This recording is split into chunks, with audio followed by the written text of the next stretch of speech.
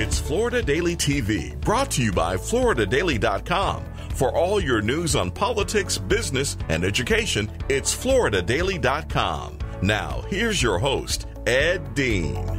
Welcome to another edition of Florida Daily TV. I'm your host, publisher of FloridaDaily.com, Ed Dean. Here with us today on the TV is, of course, Kevin Derby, our editor. Also, it's great to have Shannon Convecchio, former Capitol Press Corps reporter for the Tampa Bay Times and the Miami Herald. She's also a PR executive with the Moore Agency. Latest numbers have come out, surprisingly, which is kind of, nationwide, Biden's up anywhere from 7 to 10 points. But in the state of Florida recently, an NBC Marist poll shows that now it is a virtual dead heat among Latino voters. Trump leads 50 to 46.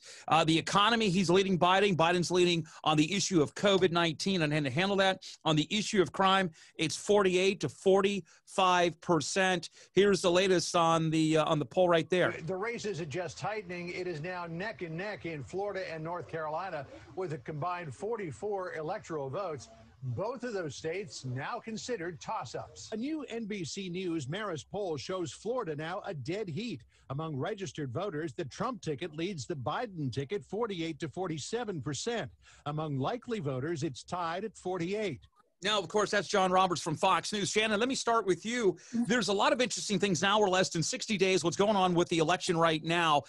To me, I think it comes down to turnout. I don't know how many undecideds there are when it comes to this election. What are we seeing? Well, I think there's so much uncertainty. I don't know the exact numbers of undecideds, but the fact that we're 48-47 tells you a couple things. First of all, it always comes down to Florida, right? Not surprising. And it feels like we're in a time period where, you really can't even depend on tomorrow. You wake up and you're like, what's the day going to bring? I don't know. And so you may have a case where people that normally would have been decided by now, because like you said, we're 60 days out from the election, give or take.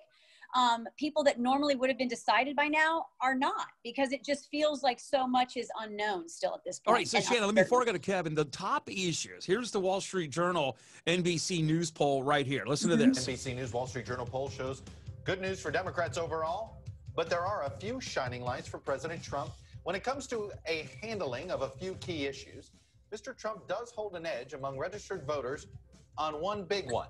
And the biggest is the economy. That's Meet the Press, Chuck Todd. He's winning in the Marist poll on the economy as well. And some of the other polls, Shannon, when it does deal with COVID-19, the audience numbers show that it's not as a top concerning issue. Maybe that's because the numbers have been going down, thank goodness. Now it's the economy. It's a little bit going to do with crime issue. If COVID still becomes a top 3, top 4 issues, does that overall benefit Biden? But you still got a place with the economy. So which one comes connected? Like you said, it could be the flavor of the week. Well, that's right. And the thing about COVID is that we wouldn't have the economic concerns that we have right now, really, if not for COVID, right? I mean, look at all the economic impacts that COVID has had. So one thing that is sort of interesting about that is, how do you really unpack the two from each other? Because they really are a connected thing. And so what's interesting is that to see that you may have Trump behind in numbers related to maybe the handling of COVID, but ahead in the economy almost seems like a disconnect, right? Like if you're going to think that he didn't handle this well, then how do you think he handled the other well? And really vice versa, no matter what side you fall on. Yeah, Kevin, we talked about Kevin, we talked about the numbers where the majority of those out there don't support any more shutdowns. And in fact, the numbers show that if you look at it, it hurts the Democrats going into election. In fact, let me read to you here. Here is a CBS tracking poll by Battleground States by CBS. It shows that the number one area for voters that have the drop of trust among COVID was by the CDC in March of this year. 86% of the public trusted the CDC of information about the virus.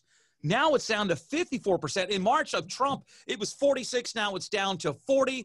When you look at some of the other numbers out there, they've kind of bumped up his numbers a little bit, Kevin. So right now, it seems that COVID's taken a little bit of a back seat. So it does revolve around the economy. But, Kevin, you look at these numbers, the Marist polls. I look at independents, Kevin.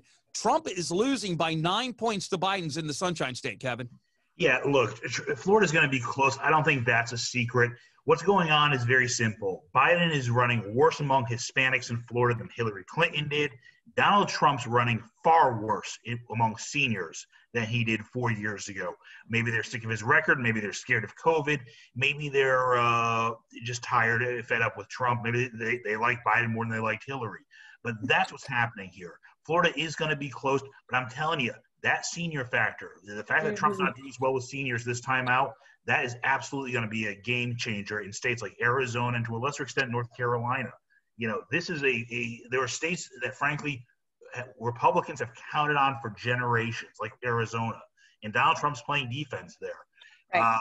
You know, that's the situation we're looking at. You know, the polls come and go. We'll see what happens at the end of the day. I will say there's little shifts to be sure. Okay, CDC, well, it's become a partisan issue. If you like Trump, you hate the CDC. You know, simple as that. It has become a partisan issue. So I think overall, though, the polls have generally been far more consistent this time out than they've been in recent election cycles. People have made up their mind a long time ago. Yeah, but even CBS points out those numbers track, of course, with Republicans and Democrats on the issue of CDC. Kevin, let me ask you this: we've seen, I mean, we saw Biden up in a Fox News poll and then drop last month by 10 points, where Trump was leading. Now the Marist poll shows that it's virtually a tie. What is the swing back and forth with the mood of senior citizens? What do you think it is, Kev? I think it's COVID. I think there's absolutely the senior citizens are the most vulnerable. They are more concerned about COVID than any other group. And look, Trump's going to have to basically try to nail down these voters who he was counting on. You know, he's playing defense here. Yeah, Shannon, is it the numbers overall nationwide compared to what we saw in March and April, the hospitalization rates when it comes to the ICU, when it comes to the deaths, they're way down. Even South Florida, for crying out loud, Shannon, has the last several days 5.5 when you've seen it 25% in the spikes of July and August out there. So is that another reason why maybe it's slowly taken like a second or third backseat behind the economy and the issue of crime? Well, you know, I think part of this is a fatigue. Okay. So, you know, to his point, the reality is if you are a vulnerable population of COVID, this is going to remain a concern for you because you are more at risk. Right. But, you know, I think you could see, you know, the issue of, for example, the shutdowns and how people feel about that. You know, you could mark it on Memorial Day. There was a noticeable shift in the public sentiment about quarantining, and people were like, I'm done. I'm out. I'm not quarantining anymore. I'm sick of it. And so, you know, there is a fatigue that is related to that. And honestly, I think that people related to the economy, if you were quarantined and you're losing your job or you can't make a living and all these things are happening, you literally start to weigh after a few weeks, you know, the risks to the benefits. Yeah, I still need to work. So guess what? I'm going to risk it and I'm going to go out. If you're a college student, that's a whole other issue, but you know, you're like, I'm going to campus because I want to go to college.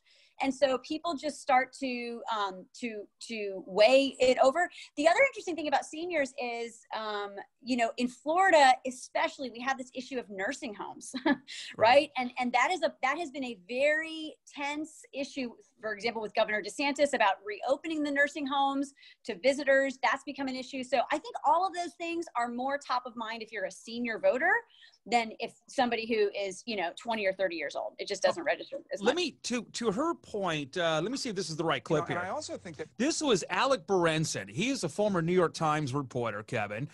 He's got the book called The Unreported Truths About COVID-19, was talking about Florida.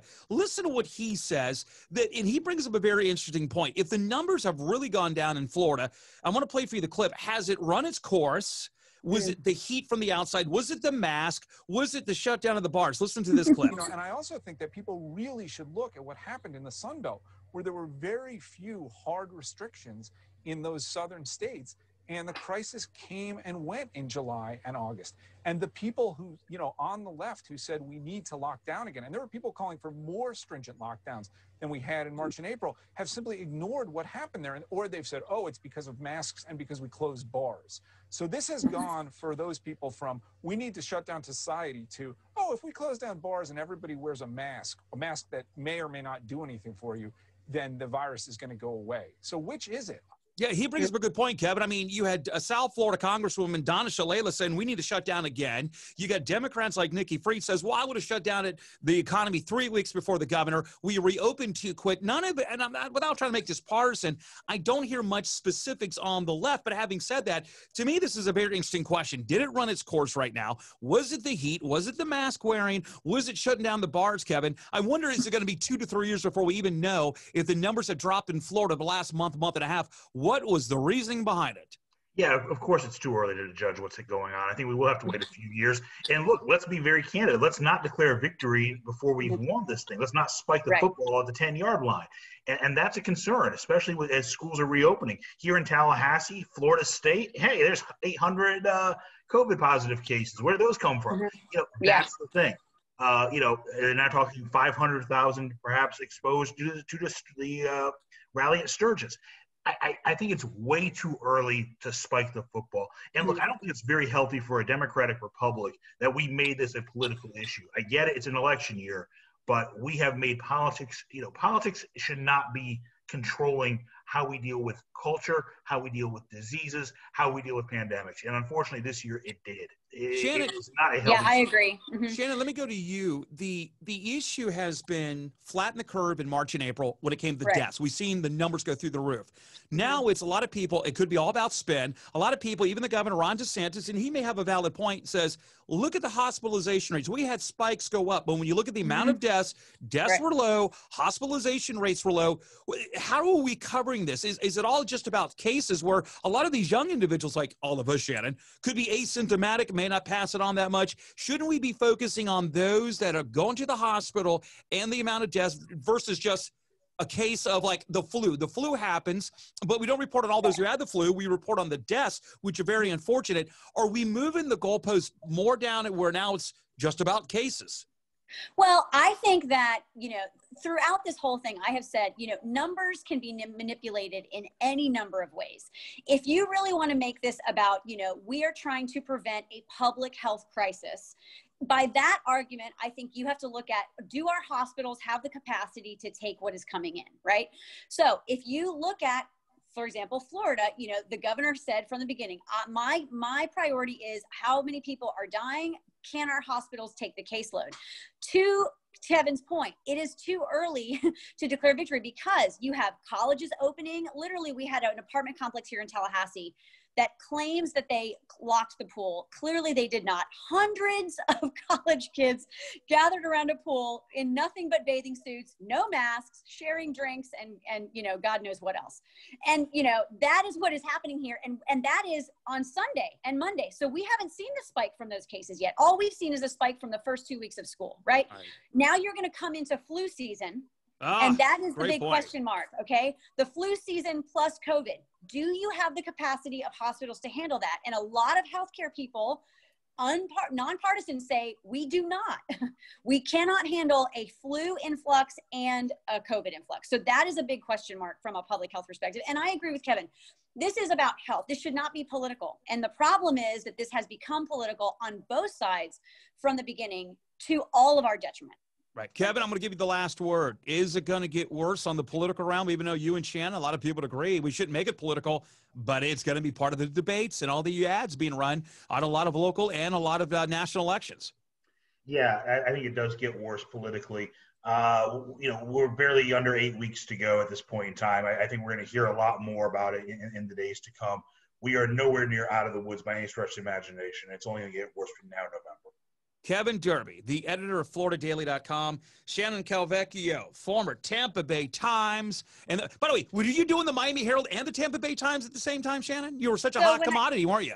Well, when I worked up here, they had a joint bureau, a political bureau. So when you worked up here, you were basically working for both. I know. She's a big PR for the Moore Agency, and she has to go run her 20 miles today. I know. I love it as always. We got to have a little humor. Shannon Calvecchio, Kevin Derby, thanks so much for coming on today.